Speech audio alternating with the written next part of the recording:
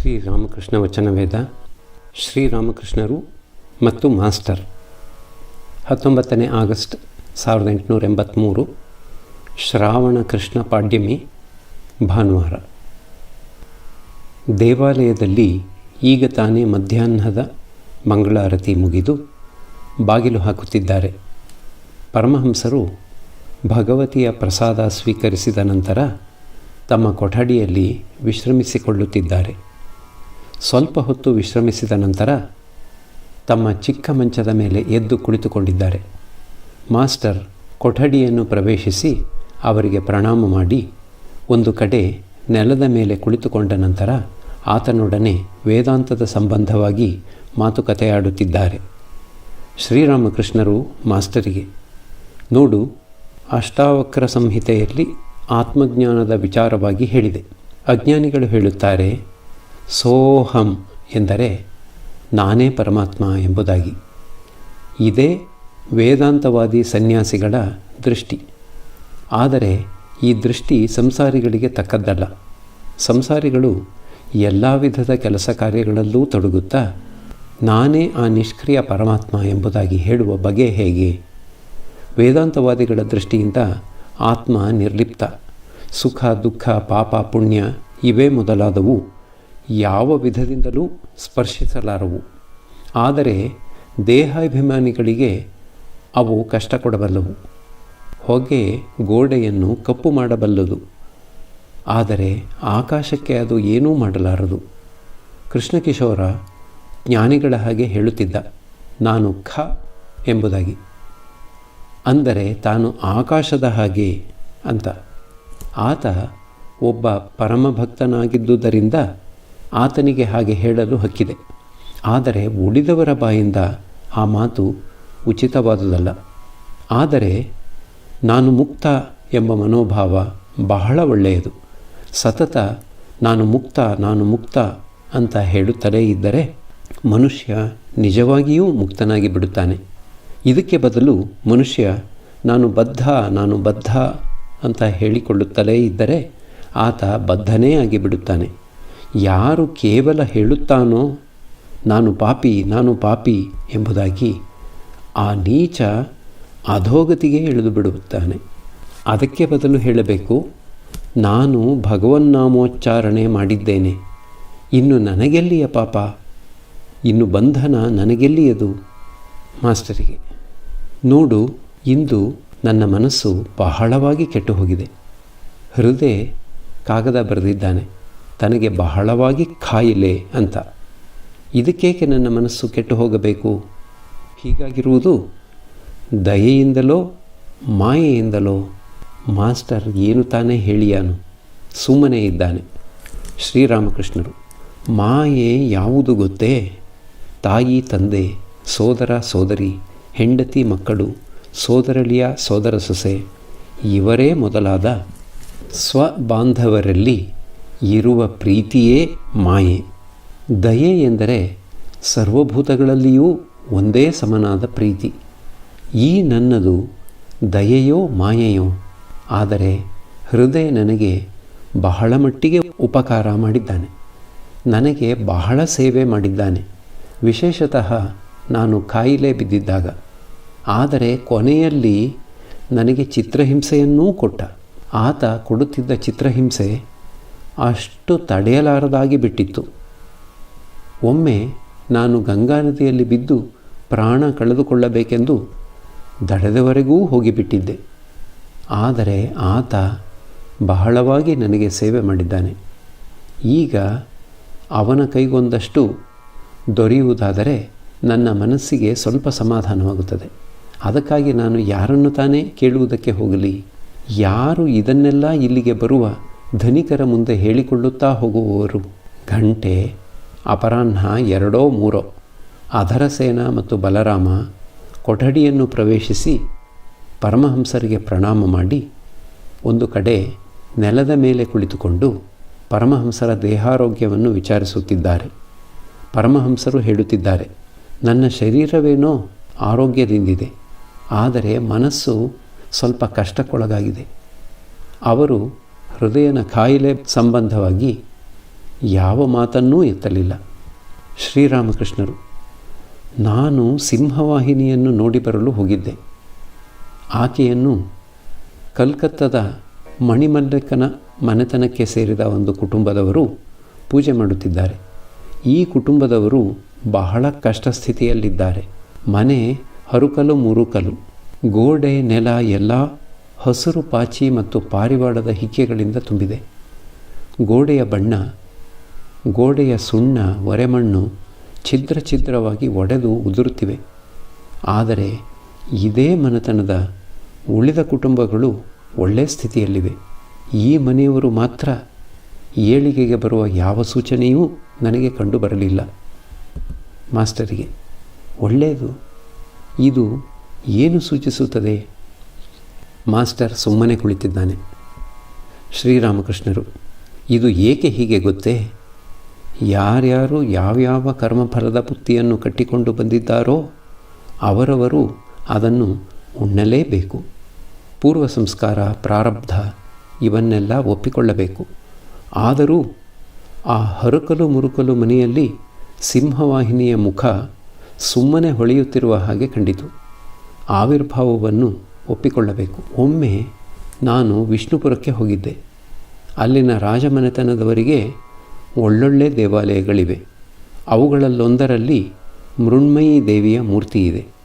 ಆ ದೇವಾಲಯದ ಹತ್ತಿರ ಕೃಷ್ಣಬಂಧ, ಲಾಲ್ಬಂಧ ಎಂಬ ಹೆಸರಿನ 2 ಕೊಳಗಳಿವೆ.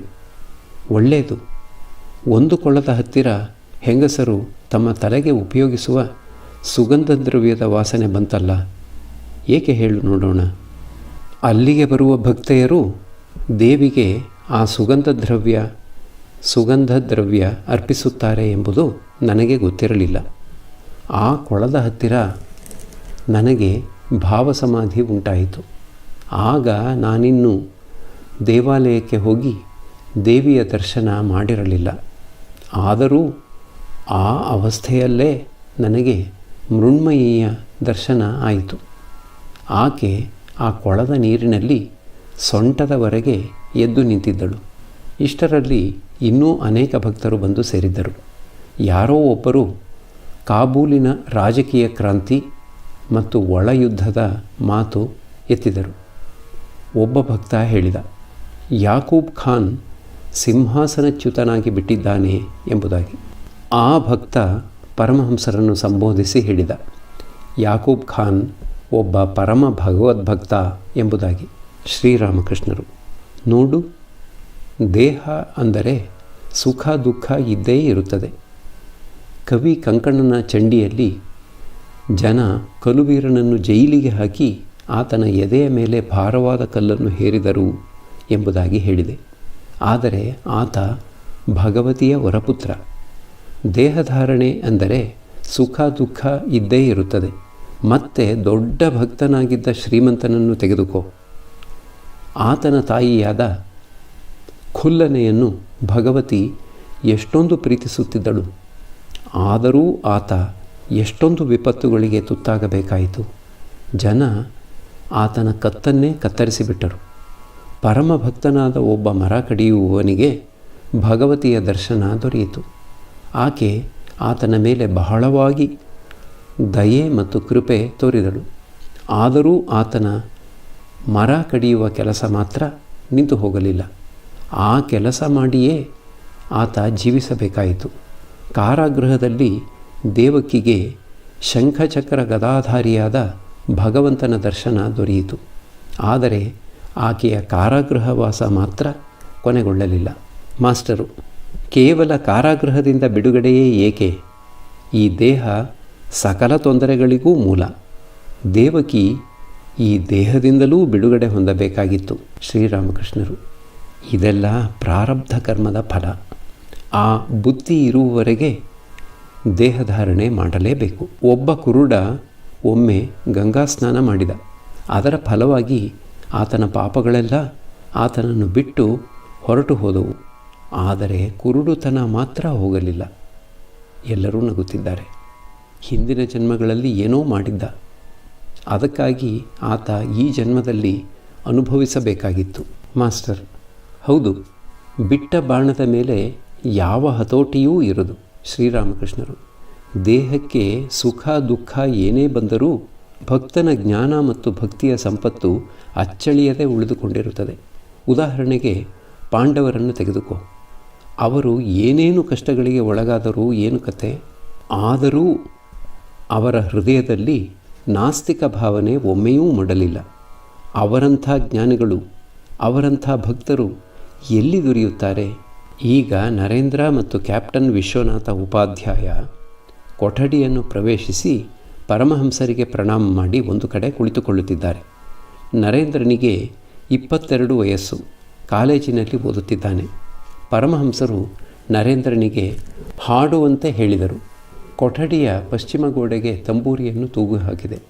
ಎಲ್ಲರ ಕಣ್ಣೂ ನರೇಂದ್ರನ ಕಡೆಗೆ ತಿರುಗಿದೆ. ಆತ ಈಗ ತಬಲ ಶ್ರುತಿ ಮಾಡುತ್ತಿದ್ದಾನೆ. ಶ್ರೀರಾಮಕೃಷ್ಣರು ನರೇಂದ್ರನಿಗೆ, ನೋಡು, ಈ ತಬಲ ಹಿಂದಿನ ಹಾಗೆ ಶ್ರುತಿ ಕೊಡಲಿಲ್ಲ. ಕ್ಯಾಪ್ಟನ್, ಪೂರ್ಣತೆಯನ್ನು ಪಡೆದುಕೊಂಡು ಬಿಟ್ಟಿದೆ, ಆದ್ದರಿಂದ ಅದು ಶಬ್ದ ಮಾಡುತ್ತಿಲ್ಲ, ಪೂರ್ಣ ಕುಂಭವಾಗಿ ಬಿಟ್ಟಿದೆ. ಎಲ್ಲರೂ ನಗುತ್ತಿದ್ದಾರೆ. ಶ್ರೀರಾಮಕೃಷ್ಣರು, ಆದರೆ ನಾರದಾದಿಗಳು? ಕ್ಯಾಪ್ಟನ್, ಅವರು ಪರರ ದುಃಖ ನೋಡಿ ಮಾತನಾಡಿದರು. ಶ್ರೀರಾಮಕೃಷ್ಣರು, ಹೌದು, ನಿಜ. ನಾರದ, ಶುಕದೇವ ಇವರೇ ಮೊದಲಾದವರು ಸಮಾಧಿ ದೊರೆತ ನಂತರ ಕೆಳಕ್ಕೆ ಇಳಿದು ಬಂದಿದ್ದರು. ದಯಾಪೂರಿತ ಹೃದಯರಾದುದರಿಂದ ಪರರ ಹಿತಕ್ಕಾಗಿ ಮಾತನಾಡಿದರು. ನರೇಂದ್ರ ಹಾಡಲಾರಂಭಿಸಿದ. ಸತ್ಯ ಶಿವ ಸುಂದರನ ರೂಪ ಹೃದಿ ಮಂದಿರದಿ ಹೊಳೆವುದೆಂದು. ಪರಮಹಂಸರು ಈ ಹಾಡಿನ ಕೆಲವು ನುಡಿಗಳನ್ನು ಕೇಳುವುದೇ ತಡ ಗಾಢ ಸಮಾಧಿಸ್ಥರಾಗಿ ಬಿಟ್ಟಿದ್ದಾರೆ. ಪೂರ್ವಾಭಿಮುಖವಾಗಿ ಕೈ ಮುಗಿದುಕೊಂಡು ಕುಳಿತಿದ್ದಾರೆ. ದೇಹ ನೆಟ್ಟಿಗೆ ಕುಳಿತಿದೆ. ಬಾಹ್ಯ ಪ್ರಜ್ಞೆ ಒಂದು ಕಿಂಚಿತ್ತೂ ಇಲ್ಲ. ಉಸಿರಾಡುತ್ತಿದ್ದಾರೋ ಇಲ್ಲವೋ ಎಂಬುದನ್ನು ಹೇಳಲಾಗುವುದಿಲ್ಲ. ಕಣ್ಣು ಎವೆಯಿಕ್ಕದೆ ನೋಡುತ್ತಿವೆ. ಪರದೆ ಮೇಲಿನ ಚಿತ್ರದ ಹಾಗೆ ಕುಳಿತಿದ್ದಾರೆ. ಅವರ ಮನಸ್ಸು ಆನಂದಮಯಿಯ ರೂಪಸಾಗರದಲ್ಲಿ ಮುಳುಗಿ ಹೋಗಿರುವಂತಿದೆ. ಪರಮಹಂಸರ ಕೊಠಡಿಯ ಪೂರ್ವ ವರಾಂಡದಲ್ಲಿ ಹಾಜರ ಕಂಬಳಿಯ ಆಸನದ ಮೇಲೆ ಕೈಯಲ್ಲಿ ಜಪಮಾಲೆ ಹಿಡಿದು ಕುಳಿತಿದ್ದ. ನರೇಂದ್ರ ಅಲ್ಲಿಗೆ ಎದ್ದು ಹೋಗಿ ಆತನೊಡನೆ ಮಾತುಕತೆಯಾಡುತ್ತಿದ್ದಾನೆ. ಇನ್ನೂ ಅನೇಕ ಮಂದಿ ಭಕ್ತರು ಬಂದು ಸೇರಿದರು. ಪರಮಹಂಸರು ಪ್ರಕೃತಿಸ್ಥರಾಗಿ ಸುತ್ತಲೂ ನೋಡಿದರು. ನರೇಂದ್ರ ಅಲ್ಲಿ ಇಲ್ಲದಿರುವುದು, ತಂಬೂರಿ ಹಾಗೇ ಅಲ್ಲಿ ಬಿದ್ದಿರುವುದು, ಭಕ್ತರು ತಮ್ಮನ್ನೇ ನೋಡುತ್ತಿರುವುದು ಅವರ ಕಣ್ಣಿಗೆ ಬಿತ್ತು. ಶ್ರೀರಾಮಕೃಷ್ಣರು ನರೇಂದ್ರನನ್ನು ನಿರ್ದೇಶಿಸಿ ಕಾಡ್ಗಿಚ್ಚು ಹೊತ್ತಿಸಿಬಿಟ್ಟ.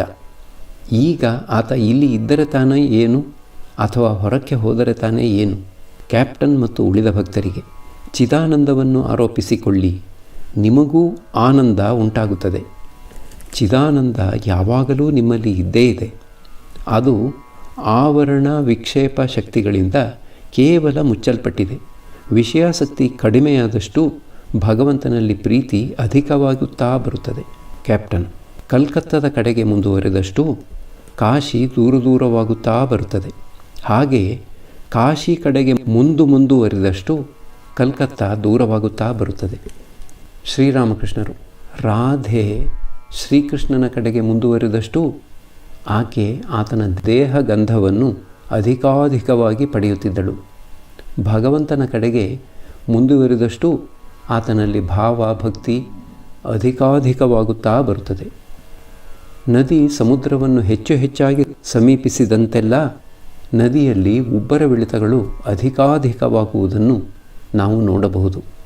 ಜ್ಞಾನಿ ತನ್ನ ಆಂತರ್ಯದಲ್ಲಿ ಭಗವದಾನಂದವನ್ನು ಅನುಭವಿಸುತ್ತಾನೆ. ಗಂಗೆಯ ಹಾಗೆ ಅದು ಒಂದೇ ದಿಕ್ಕಿಗೆ ಹರಿಯುತ್ತದೆ. ಅವನ ದೃಷ್ಟಿಯಲ್ಲಿ ಎಲ್ಲ ಸ್ವಪ್ನದ ಹಾಗೆ, ಯಾವಾಗಲೂ ಸ್ವಪ್ನ ರೂಪದಲ್ಲೇ ನೆಲೆಸಿರುತ್ತಾನೆ. ಆದರೆ ಭಕ್ತನ ಮನಸ್ಸು ಯಾವಾಗಲೂ ಒಂದೇ ದಿಕ್ಕಿನದಲ್ಲ. ಆತನ ಭಗವದ್ಭಾವನೆಯಲ್ಲಿ ಉಬ್ಬರವಿಳಿತಗಳಿವೆ. ಆತ ಪ್ರೇಮೋನ್ಮತ್ತನಾಗಿ ನಗುತ್ತಾನೆ, ಅಳುತ್ತಾನೆ, ನರ್ತಿಸುತ್ತಾನೆ, ಹಾಡುತ್ತಾನೆ. ಆಗ ಭಗವಂತನೊಡನೆ ವಿಲಾಸಿಸಲು ಇಚ್ಛೆಪಡುತ್ತಾನೆ. ಸಾಗರದಲ್ಲಿ ಹಿಮಗಡ್ಡೆ ಮುಳುಗಿ ಎದ್ದು ತೇಲಿಯಾಡುವುದಿಲ್ಲವೇ? ಹಾಗೆಯೇ ಆತ ಭಗವದಾನಂದ ಸಾಗರದಲ್ಲಿ ಕೆಲವು ವೇಳೆ ಮುಳುಗುತ್ತಾನೆ, ಮತ್ತೆ ಕೆಲವು ವೇಳೆ ಮೇಲೆ ಏಳುತ್ತಾನೆ. ನಗು. ಜ್ಞಾನಿಗಳಿಗೆ ಬ್ರಹ್ಮ ಸಾಕ್ಷಾತ್ಕಾರ ಬೇಕು. ಆದರೆ ಭಕ್ತರ ಆದರ್ಶ ಷಡೈಶ್ವರ್ಯ ಪೂರ್ಣ ಸರ್ವಶಕ್ತಿಮಾನ್ ಸಾಕಾರ ಭಗವಂತ. ಆದರೆ ವಾಸ್ತವಿಕವಾಗಿ ಬ್ರಹ್ಮನಿಗೂ ಶಕ್ತಿಗೂ ಯಾವ ಭೇದವೂ ಇಲ್ಲ. ಯಾರು ಸಚ್ಚಿದಾನಂದನೋ ಆತನೇ ಸಚ್ಚಿದಾನಂದಮಯ. ಅವರು ರತ್ನ ಮತ್ತು ಅದರ ಪ್ರಭೆ ಇದ್ದ ಹಾಗೆ. ರತ್ನಪ್ರಭೆಯ ಭಾವನೆಯೊಡನೆ ರತ್ನವೂ ಮನಸ್ಸಿಗೆ ಬರುತ್ತದೆ. ಹಾಗೆ ರತ್ನದ ಭಾವನೆಯೊಡನೆ ರತ್ನಪ್ರಭೆಯೂ ಮನಸ್ಸಿಗೆ ಬರುತ್ತದೆ. ರತ್ನವನ್ನು ಭಾವಿಸದೆ ರತ್ನಪ್ರಭೆಯನ್ನು ಭಾವಿಸಲಾಗುವುದಿಲ್ಲ. ರತ್ನಪ್ರಭೆಯನ್ನು ಭಾವಿಸದೆ ರತ್ನವನ್ನು ಭಾವಿಸಲಾಗುವುದಿಲ್ಲ. ಇರತಕ್ಕವನು ಸಚ್ಚಿದಾನಂದ ಬ್ರಹ್ಮನೊಬ್ಬನೇ. ಆತನೇ ಶಕ್ತಿ ಭೇದದಿಂದ ಉಪಾಧಿ ಭೇದದಿಂದ ನಾನಾ ರೂಪಗಳನ್ನು ಧರಿಸಿದ್ದಾನೆ. ಅದಕ್ಕಾಗಿಯೇ ಭಕ್ತ ಹಾಡುತ್ತಾನೆ, ಹೇ ಭಗವತಿ ಎಲ್ಲವೂ ನೀನೇ ಎಂಬುದಾಗಿ. ಎಲ್ಲೆಲ್ಲಿ ಕಾರ್ಯ ಸೃಷ್ಟಿ ಸ್ಥಿತಿ ಪ್ರಳಯ ಕಾರ್ಯ ಇರುವುದೋ ಅಲ್ಲೆಲ್ಲ ಶಕ್ತಿಯ ವ್ಯಕ್ತತೆ. ನೀರು ಸುಮ್ಮನೆ ನಿಂತಿದ್ದರೂ ನೀರೇ, ಅಲೆ ಗುಳ್ಳೆ ಇವುಗಳಿಂದ ತುಂಬಿದ್ದರೂ ನೀರೇ. ಸಚ್ಚಿದಾನಂದನೇ ಆದ್ಯಾಶಕ್ತಿಯಾಗಿದ್ದಾನೆ. ಆಕೆ ಸೃಷ್ಟಿ ಸ್ಥಿತಿ ಕಾರ್ಯಗಳನ್ನು ಮಾಡುತ್ತಾಳೆ. ಕ್ಯಾಪ್ಟನ್ ಯಾವ ಕೆಲಸ ಮಾಡದೇ ಇರುವಾಗಲೂ ಕ್ಯಾಪ್ಟನ್ನೇ, ಪೂಜೆ ಕೆಲಸ ಮಾಡುವಾಗಲೂ ಕ್ಯಾಪ್ಟನ್ನೇ, ಗವರ್ನರನನ್ನು ಭೇಟಿಯಾಗಲು ಹೋದಾಗಲೂ ಕ್ಯಾಪ್ಟನ್ನೇ. ಕೇವಲ ಉಪಾಧಿಯಿಂದ ಬೇರೆ ಬೇರೆ ಹೆಸರು ಕ್ಯಾಪ್ಟನ್. ಹೌದು, ನಿಜ ನಿಜ. ಶ್ರೀರಾಮಕೃಷ್ಣರು, ನಾನು ಇದೇ ಮಾತುಗಳನ್ನು ಒಮ್ಮೆ ಕೇಶವಸೇನನಿಗೆ ಹೇಳಿದೆ. ಕ್ಯಾಪ್ಟನ್, ಕೇಶವಸೇನ ಭ್ರಷ್ಟಾಚಾರಿ, ಸ್ವೇಚ್ಛಾಚಾರಿ. ಆತ ಬಾಬು, ಸಾಧು ಅಲ್ಲ. ಶ್ರೀರಾಮಕೃಷ್ಣರು ಉಳಿದ ಭಕ್ತರಿಗೆ, ಕ್ಯಾಪ್ಟನ್ ನಾನು ಹೋಗಿ ಕೇಶವಸೇನನೊಡನೆ ಬೆರೆಯಕೂಡದು ಎಂದು ನಿಷೇಧಿಸುತ್ತಿದ್ದಾನೆ. ಕ್ಯಾಪ್ಟನ್, ಮಹಾಶಯರೇ, ಆದರೆ ನೀವು ನಿಮಗೆ ಇಚ್ಛೆ ಬಂದ ಹಾಗೆ ಮಾಡಿಬಿಡುತ್ತೀರಿ, ಅದಕ್ಕೆ ನಾನೇನು ಮಾಡಲಿ?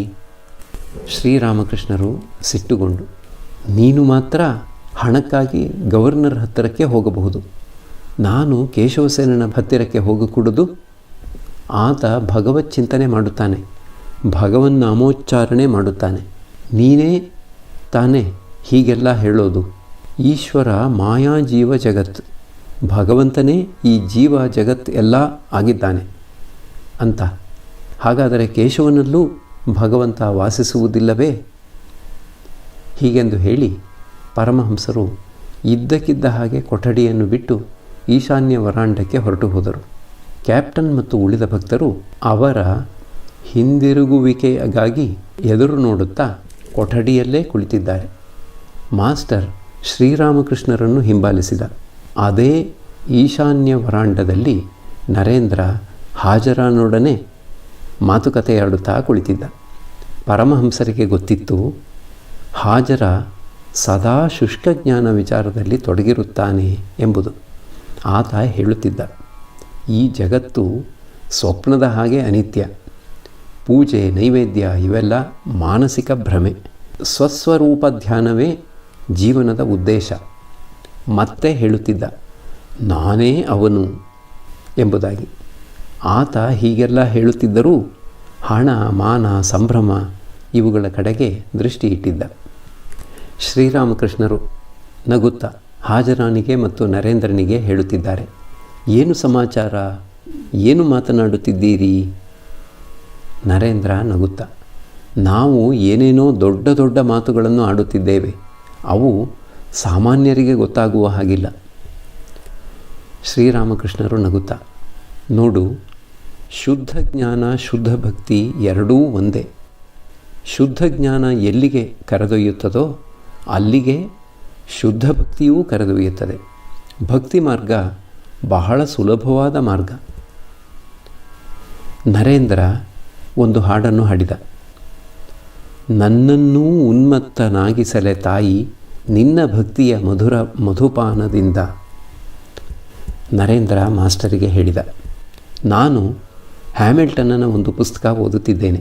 ಅದರಲ್ಲಿ ಆತ ಒಂದು ಕಡೆ ಬರೆದಿದ್ದಾನೆ, A learned ignorance is the end of philosophy and the beginning of religion ಎಂದು. ಶ್ರೀರಾಮಕೃಷ್ಣರು ಮಾಸ್ಟರಿಗೆ, ಇದರ ಅರ್ಥ ಏನು ನರೇಂದ್ರ ವಿವರಿಸಿ ಹೇಳಿದ. ತತ್ವಜ್ಞಾನಗಳನ್ನೆಲ್ಲ ಓದಿ ಮುಗಿಸುವುದರಲ್ಲಿ ಮನುಷ್ಯ ಮೂರ್ಖ ಪಂಡಿತನಾಗುತ್ತಾನೆ. ಬಳಿಕ ಆತ ಧರ್ಮ ಮುಂತಾದವುಗಳನ್ನು ಆರಂಭಿಸುತ್ತಾನೆ. ಅನಂತರ ಅವನ ಭಗವದಭಿಮುಖ ಜೀವನ ಪ್ರಾರಂಭಿಸುತ್ತದೆ. ಇದೇ ಇದರ ಅರ್ಥ. ಪರಮಹಂಸರು ಆನಂದದಿಂದ ಇಂಗ್ಲೀಷ್ನಲ್ಲಿ ಹೇಳಿದರು, ಥ್ಯಾಂಕ್ ಯು ಅಂದರೆ ನಿನಗೆ ಅಭಿನಂದನೆ, ನಿನಗೆ ಅಭಿನಂದನೆ ಎಂದು. ಪರಮಹಂಸರು ಈ ಇಂಗ್ಲೀಷು ಪದಗಳನ್ನು ಉಚ್ಚರಿಸಿದ ರೀತಿಯನ್ನು ನೋಡಿ ಭಕ್ತರೆಲ್ಲರೂ ಬಹಳವಾಗಿ ನಗುತ್ತಿದ್ದಾರೆ. ಅವರಿಗೆ ಗೊತ್ತಿತ್ತು, ಪರಮಹಂಸರ ಇಂಗ್ಲೀಷು ಪದಗಳ ಕೋಶ ಒಂದು 10-12ಕ್ಕಿಂತ ಹೆಚ್ಚಾಗೇನಿಲ್ಲ ಎಂಬುದು. ಇನ್ನೇನು ಮುಸ್ಸಂಜೆಯಾಗುವುದರಲ್ಲಿದೆ. ಭಕ್ತರಲ್ಲನೇಕರು ಮತ್ತು ನರೇಂದ್ರನು ಕೂಡ ಪರಮಹಂಸರಿಂದ ಬೀಳ್ಕೊಂಡು ತಮ್ಮ ತಮ್ಮ ಮನೆಗಳಿಗೆ ಹಿಂದಿರುಗಿ ಹೊರಟು ಹೋದರು. ಪರಮಹಂಸರು ತಮ್ಮ ಕೊಠಡಿಯ ಪಶ್ಚಿಮ ವರಾಂಡಕ್ಕೆ ಹೋಗಿ ನಿಂತುಕೊಂಡು ಗಂಗೆಯ ಕಡೆ ನೋಡುತ್ತಿದ್ದಾರೆ. ಕಾಳಿ ಮತ್ತು ವಿಷ್ಣು ದೇವಾಲಯಗಳ ಅರ್ಚಕರು ಗಂಗೆಯಲ್ಲಿ ಸ್ನಾನ ಮಾಡುತ್ತಿದ್ದುದು ಅವರ ಕಣ್ಣಿಗೆ ಬಿತ್ತು. ದಕ್ಷಿಣೇಶ್ವರದ ಒಂದು ಯುವಕರ ಗುಂಪು ದೇವಾಲಯದ ಉದ್ಯಾನವನದಲ್ಲಿ ಗಂಗೆಯ ದಡದಲ್ಲಿ ಅಲ್ಲಿ ಇಲ್ಲಿ ಸುತ್ತಾಡುತ್ತಿದೆ. ಯೋಚನಾಪರರಾದ ಬೇರೆ ಕೆಲವರು ಪಂಚವಟಿಗೆ ಹೋಗಿ ಏಕಾಂತವಾಗಿ ನಡೆಯುತ್ತಿದ್ದಾರೆ. ಈಗ ಕತ್ತಲಾಗಿದೆ. ದಾಸಿ ಪರಮಹಂಸರ ಕೊಠಡಿಗೆ ದೀಪ ಹಚ್ಚಿ ಧೂಪ ಹಾಕಿದಳು. ಎಲ್ಲ ದೇವಾಲಯಗಳಲ್ಲೂ ಸಾಯಂ ಮಂಗಳಾರತಿ ಆಯಿತು. ಇಂದು ಕೃಷ್ಣ ಪಕ್ಷದ ಪಾಡ್ಯಮೆಯಾದ್ದರಿಂದ ಚಂದ್ರೋದಯ ಬೇಗ ಆಗಿಬಿಟ್ಟಿತು. ಅದರ ಹಾಲು ಚೆಲ್ಲಿದಂಥ ಬೆಳಕು ದೇವಾಲಯಗಳನ್ನು, ಮರದ ತುದಿಗಳನ್ನು ಬೆಳಗಲಾರಂಭಿಸಿತು. ಗಂಗೆಯ ಅಸಂಖ್ಯ ಅಲೆಗಳು ಬೆಳ್ಳಿಯ ತಗಡನ್ನು ಹೊದ್ದುಕೊಂಡಿರುವುದೋ ಏನೋ ಎಂಬಂತೆ ಥಳಥಳಿಸತೊಡಗಿದವು. ಪರಮಹಂಸರು ಕೊಠಡಿಗೆ ಹಿಂತಿರುಗಿ ಬಂದು ಭಗವತಿಗೆ ಪ್ರಣಾಮ ಮಾಡಿ ಕೈತಾಳ ಹಾಕುತ್ತಾ ಭಗವನ್ನಾಮೋಚ್ಚಾರಣೆ ಮಾಡಲಾರಂಭಿಸಿದರು. ಅವರ ಕೊಠಡಿಯಲ್ಲಿ ಧ್ರುವ, ಪ್ರಹ್ಲಾದ, ರಾಧಾಕೃಷ್ಣ, ಕಾಳಿ ಇವರ ಪಟಗಳು, ರಾಮಪಟ್ಟಾಭಿಷೇಕದ ಪಟ, ಇನ್ನೂ ಏನೇನೋ ತೂಗು ಹಾಕಿದೆ. ಪರಮಹಂಸರು ಪ್ರತಿಯೊಂದು ಪಟಕ್ಕೂ ಪ್ರಣಾಮ ಮಾಡಿ ಅದರದರ ನಾಮಜಪ ಮಾಡುತ್ತಿದ್ದಾರೆ. ಈಗ ಹೇಳುತ್ತಿದ್ದಾರೆ, ಬ್ರಹ್ಮ ಆತ್ಮ ಭಗವಾನ್, ಬ್ರಹ್ಮ ಶಕ್ತಿ, ಶಕ್ತಿ ಬ್ರಹ್ಮ, ವೇದ ಪುರಾಣ ತಂತ್ರ ಗೀತೆ ಗಾಯತ್ರಿ. ಮತ್ತೆ ಅವರು ಹೇಳುತ್ತಿದ್ದಾರೆ, ಹೇ ತಾಯಿ ಶರಣಾಗತ ಶರಣಾಗತ, ನಾನಲ್ಲ ನಾನಲ್ಲ, ನೀನು ನೀನು, ನಾನು ಯಂತ್ರ ನೀನು ಯಂತ್ರಿ ಇತ್ಯಾದಿ. ಪರಮಹಂಸರು ಈ ರೀತಿಯಾಗಿ ಭಗವತಿಯ ಮೇಲೆ ಧ್ಯಾನ ಮಾಡುತ್ತಿದ್ದಾಗ ಉದ್ಯಾನವನದಲ್ಲಿ ಸುತ್ತಾಡುತ್ತಿದ್ದ ಕೆಲವು ಮಂದಿ ಭಕ್ತರು ಅವರ ಕೊಠಡಿಗೆ ಬಂದರು. ಪರಮಹಂಸರು ಈಗ ತಮ್ಮ ಚಿಕ್ಕ ಮಂಚದ ಮೇಲೆ ಕುಳಿತುಕೊಂಡು ಹೇಳುತ್ತಿದ್ದಾರೆ, ನರೇಂದ್ರ, ಭವನಾಥ, ರಾಖಾಲ ಇವರು ನಿತ್ಯಸಿದ್ಧರ ಗುಂಪಿಗೆ ಸೇರಿದವರು, ಈಶ್ವರ ಕೋಟಿಗಳು. ಇವರಿಗೆ ಸಾಧನೆ ಅನಾವಶ್ಯಕ. ನರೇಂದ್ರನ ಕಡೆ ನೋಡು, ಆತ ಯಾರನ್ನೂ ಕೇರ್ ಮಾಡುವುದೇ ಇಲ್ಲ. ಒಂದು ದಿನ ಕ್ಯಾಪ್ಟನ್ನನ ಗಾಡಿಯಲ್ಲಿ ನನ್ನೊಡನೆ ಬರುತ್ತಿದ್ದ.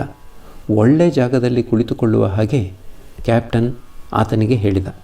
ನರೇಂದ್ರ ಆತನ ಕಡೆ ಕಣ್ಣೆತ್ತೂ ನೋಡಲಿಲ್ಲ. ಆತ ನನ್ನನ್ನೂ ಲಕ್ಷ್ಯ ಮಾಡುವುದಿಲ್ಲ. ನಾನು ಆತನನ್ನು ಎಲ್ಲರ ಮುಂದೆಯೂ ಹೊಗಳಿ ಬಿಡಬಹುದೆಂದು ಹೆದರಿ ತನಗೆ ಗೊತ್ತಿರುವುದನ್ನೆಲ್ಲ ನನ್ನೆದುರಿಗೆ ಪ್ರದರ್ಶಿಸುತ್ತಿಲ್ಲ. ಆತ ಮಾಯಾಮೋಹಗಳಿಂದ ನಿವೃತ್ತನಾಗಿದ್ದಾನೆ. ಆತನಿಗೆ ಯಾವ ಬಂಧನವೂ ಇಲ್ಲ. ಒಳ್ಳೆ ಪಾತ್ರ, ಅನೇಕ ಒಳ್ಳೆ ಗುಣಗಳಿವೆ. ಹಾಡುವುದರಲ್ಲಿ, ಬಾಜಿಸುವುದರಲ್ಲಿ ಒಳ್ಳೆಯ ನಿಪುಣ. ಜಿತೇಂದ್ರಿಯ ಬೇರೆ, ಹೇಳುತ್ತಾನೆ ವಿವಾಹವಾಗುವುದಿಲ್ಲ ಎಂದು. ನರೇಂದ್ರ, ಭವನಾಥ ಇವರಿರುವರೂ ಪರಮ ಸ್ನೇಹಿತರು, ಗಂಡ ಹೆಂಡಿರೋ ಏನೋ ಎಂಬಂತೆ. ನರೇಂದ್ರ ಆಗಾಗ ಇಲ್ಲಿಗೆ ಬರುತ್ತಿಲ್ಲ, ಅದು ಒಳ್ಳೆಯದೇ. ಅವನು ಹಾಗೆ ಮಾಡಿದರೆ ನಾನು ವಿಹ್ವಲನಾಗಿ ಬಿಡುತ್ತೇನೆ.